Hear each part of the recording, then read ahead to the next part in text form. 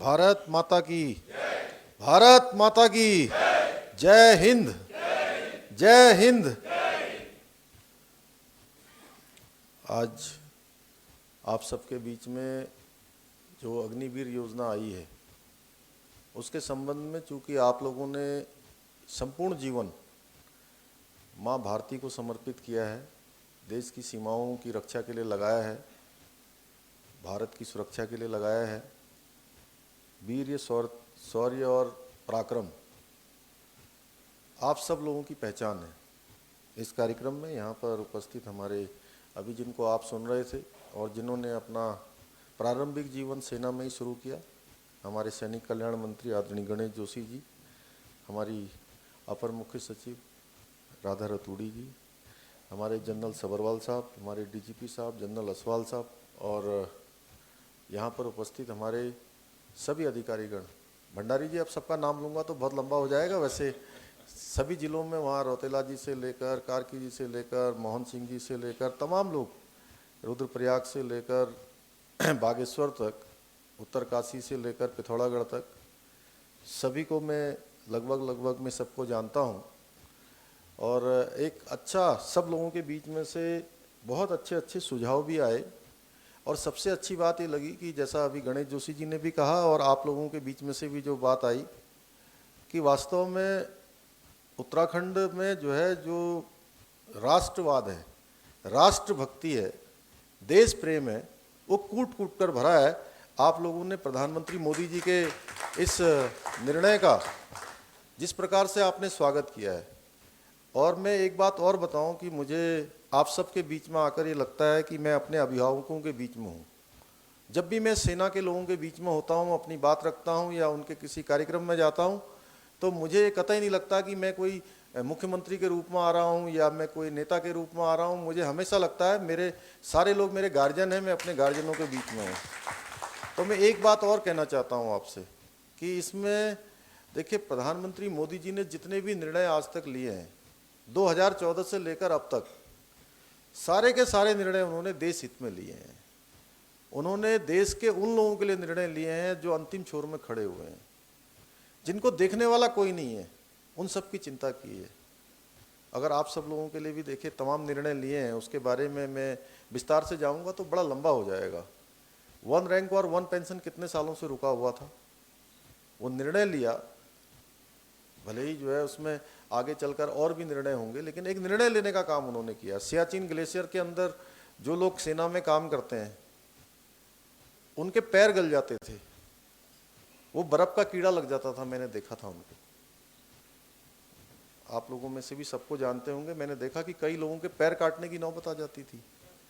अच्छे बूट नहीं होते थे, अच्छी जैकेट नहीं होते थे, अच्छे उनके पास उपकरण नहीं होते थे। वो सारे के सारे निर्णय प्रधानमंत्री मोदी जी के आने के बाद हुए। देश की गरीब जनता को, देश की आम जनता को, सामान्य जनता को सुविधाएं देने का काम किसी ने किया तो मोदी जी ने किया। देखिए, मैं सैनिक का पुत्र होने के नाते सेना से मेरा बड़ा लगाव रहा, और मैं भी जब ये योजना आई थी तो मैं एक बात जरूर सोच रहा था, मैं आपको बताऊं मैडम, यहाँ पर मैं आप लोगों को बुलाया तो मैं सोच रहा था कि ये ऐसा तो नहीं कि अब ये अग्निवीर आ गया तो वो जो हमारी पूरी जो सिपाही हमारे भर्ती होते हैं और ऑनरी कैप्टन तक जाते हैं, वो ख़त्म तो नहीं हो जाएगा। सब मेरे मन में भी विचार आया है। लेकिन फिर मैंने अभी यहाँ पर भी देखा और मैंने सोचा, अरे मैंने कहा 25% लोग तो उसमें कंटिन्यू करने वाले हैं, और जो 75% रह जाएंगे उनको अर्धसैनिक बलों में, किसी को बीएसएफ में, किसी को सीआरपीएफ में, किसी को एसएसबी में, किसी को आईटीबीपी में, किसी को हमारे यहाँ उत्तराखंड पुलिस में, अन्य स्थानों पर हर राज्य उसको आगे लेकर आगे करेगा। और हमारे उत्तराखंड की बड़ी खेप जाएगी, देश की बड़ी खेप जाएगी। सारे लोग जो है सेना को देखेंगे नज़दीक से। दुनिया के तमाम देशों में इस प्रकार का काम चलता है कि वहाँ का हर नागरिक सैनिक होता है। तो कहीं ना कहीं उस चीज़ को जो है ध्यान में रख के मोदी जी ने और हमारे रक्षा मंत्री जी ने ये निर्णय लिया है। ये बात जरूर है कि आप लोगों के बीच में से कुछ अच्छे सुझाव आए हैं, और उन सभी सुझावों पर हम लोगों ने बिल्कुल लिखित रूप से, हमारे सैनिक कल्याण के सचिव भी यहाँ पर हैं, सारे जिलाधिकारियों से भी मैं कहूँगा कि वो, चूँकि कुछ लोगों को हम लोग नहीं भी सुन पाए, चूँकि पहले से कार्यक्रम कुछ निर्धारित थे और मेरा मन तो था कि आप लोगों के साथ कम से कम 4-5 घंटे बैठकर इसमें एक एक की बात सुनते हम लोग, और जिनकी बात में नहीं सुन पाए हम लोग, मैं सभी जिलाधिकारियों से कहूँगा कि उनके सारे जो भी ज्ञापन हैं, जो उन्होंने अपनी बातें करी हैं, अच्छी बातें करी हैं, सुझाव भी दिए हैं और योजना को एप्रिशिएट भी किया है, दोनों चीज़ें जो हम लोग रक्षा मंत्रालय को भेजेंगे, यहाँ से माननीय प्रधानमंत्री जी को भेजेंगे और हमारा प्रयास भी होगा। जैसे इसमें 2-3 चीज़ें बड़ी अच्छी आई हैं कि जो भर्ती चल रही है उस भर्ती के बारे में ज़रूर मैं बात करूँगा कि जो भर्ती पहले से हो गई है, जिनके रिटर्न एग्ज़ाम हो गए हैं, वो सारी चीज़ें सारी कंप्लीशन हो गया है उनका, तो उस बारे में हम लोग निश्चित रूप से बात करेंगे। और आप लोगों ने जो यहाँ पर अपने विचार रखे हैं, इस मंथन से अवश्य ही अमृत निकलेगा। और मैं आप लोगों से अनुरोध करूँगा, बड़े महत्वपूर्ण लोग यहाँ पर भी बैठे हुए हैं, यहाँ पर भी हमारे पास 100 से ज़्यादा की संख्या है जिन्होंने देश की रक्षा के लिए अपने जीवन को लगाया है। और जिलों में भी जो लोग हैं, मैं अधिकांश लोगों को जानता हूँ, चाहे वो उत्तरकाशी से हमारे मेजर साहब दे रहे थे या हमारे चमोली वाले दे रहे थे या हमारे ऊधम सिंह नगर से दे रहे थे, सभी लोगों को लगभग मैं जानता हूँ और आप लोग बहुत ही महत्वपूर्ण लोगों में से हैं। आप सब लोग क्रीम हैं और जो आज हमारे बीच के ही कुछ नौजवानों को, हमारे बीच के हमारे घर के बच्चों को जो बरगलाने का काम हो रहा है, उनको गलत दिशा में ले जाने का काम हो रहा है अनावश्यक रूप से। हम इस मामले में थोड़ा सौभाग्यशाली हैं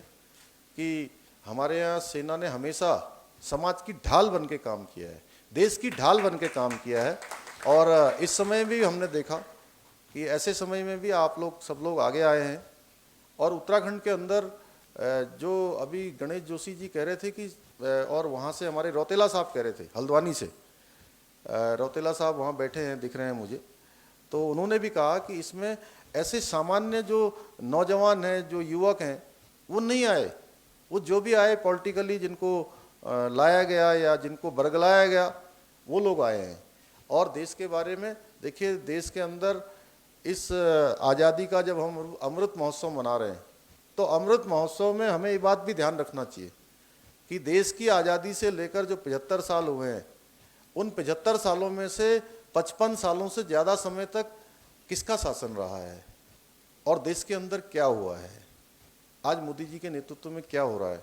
मोदी जी जो भी सोचेंगे वो देश के बारे में सोचेंगे, क्योंकि वो एक, मैं कहूँ तो कर्म योगी हैं। उन्होंने अपना कोई घर नहीं बसाया है, अपना कोई परिवार नहीं बनाया, उनके लिए तो संपूर्ण हिंदुस्तान अपना परिवार है। तो परिवार को ध्यान में रखकर जो है कि कैसे परिवार बढ़ेगा। कुछ लोग हैं जो आज अपनी पार्टी का फ़ायदा देख रहे हैं, अपना पॉलिटिकल फ़ायदा देख रहे हैं, ऐसा व्यवहार कर रहे हैं जैसा कि वो हमारे देश के साथ नहीं बल्कि हमारे दुश्मन देशों के साथ हो। उनका व्यवहार इस प्रकार का हो रहा है। ये बहुत सोचने का विषय है कि कोई लोग इसमें, ठीक है, योजना के बारे में आप अपने सुझाव दीजिए, देश के प्रधानमंत्री जी ने निर्णय लिया है, रक्षा मंत्री जी ने निर्णय लिया है, हमारी सेना के तीनों लोगों ने, तीनों सेनाध्यक्षों ने जो है, सेनाध्यक्ष और हमारे जो है, जो हमारे सेना के प्रमुख हैं, उन लोगों ने निर्णय लिया है। ठीक है, कुछ बातों पर सुझाव होना चाहिए, कुछ बातों पर बात होना चाहिए, लेकिन केवल विरोध के लिए विरोध होना ये अच्छी बात नहीं है कि केवल हम इसलिए विरोध करेंगे कि ये काम मोदी जी कर रहे हैं, केवल ये काम इसलिए करेंगे कि ये सरकार कर रही है। तो इस प्रकार की जो एक मानसिकता है, उस मानसिकता को आप सब लोगों ने एक्सपोज करना है। मैं आप सब लोगों से अनुरोध करूंगा कि हमारे जितने भी नौजवान हैं, जितने युवा हैं, ये बात सही है कि आपने जो सुझाव दिए हैं, उन सुझावों को निश्चित रूप से हम एक एक को कंपाइल करके भेजेंगे। लेकिन यहाँ के नौजवानों को, यहाँ के युवाओं को, जो लोग आज थोड़ा सा भी हमारे कहीं को जा रहे हैं, थोड़ा सा उनको भ्रम में लाने की स्थिति हो रही है, उन सबको समझाने का काम, उन सबको सही रास्ते पर लाने का काम, और जो हमारे उत्तराखंड की पहचान है, जो हमारा हिमालय पूरे हिंदुस्तान को दिशा देने का काम करता है, पूरे देश को जो है एक ऊर्जा देने का काम करता है, ऑक्सीजन देने का काम करता है, वहाँ से अच्छी हवा जाएगी तो पूरे देश के अंदर अच्छी हवा चलेगी। और एक जिसके बारे में हम कल्पना करते थे कि हम दुनिया को दिशा देने वाला देश बनेंगे, गौरवशाली भारत, वैभवशाली भारत, शक्तिशाली भारत का निर्माण करने के लिए मोदी जी आज जो है हमको नेतृत्व दे रहे हैं, तो हमको निश्चित रूप से उनके साथ खड़ा होना चाहिए, उनके पीछे खड़ा होना चाहिए और उनको कहीं ना कहीं मजबूती देने का काम जो आप करते आए हैं अभी तक, जितनी बार भी हो रहा है, आप लोग हमेशा मजबूती से उसके साथ खड़े हैं। आगे भी आप सब लोग इसी प्रकार से खड़े रहेंगे। इस अवसर पर मैं आप सभी का हृदय की गहराइयों से आप सबका धन्यवाद करते हुए कि आप सब लोगों ने अपने अपने विचार रखे और आगे आकर ऐसे समय में सभी को रोकने का काम, थामने का काम, उनको एक सही दिशा में लाने का काम आप सबके माध्यम से होगा। इतना ही कहते हुए अपनी वाणी को विराम देता हूँ। बहुत बहुत धन्यवाद। जय हिंद, जय भारत, भारत माता की, भारत माता की। नमस्कार, मैं हूं मानक गुप्ता। अगर आपको हमारा ये वीडियो पसंद आया हो तो इसे लाइक और शेयर जरूर करें और हाँ,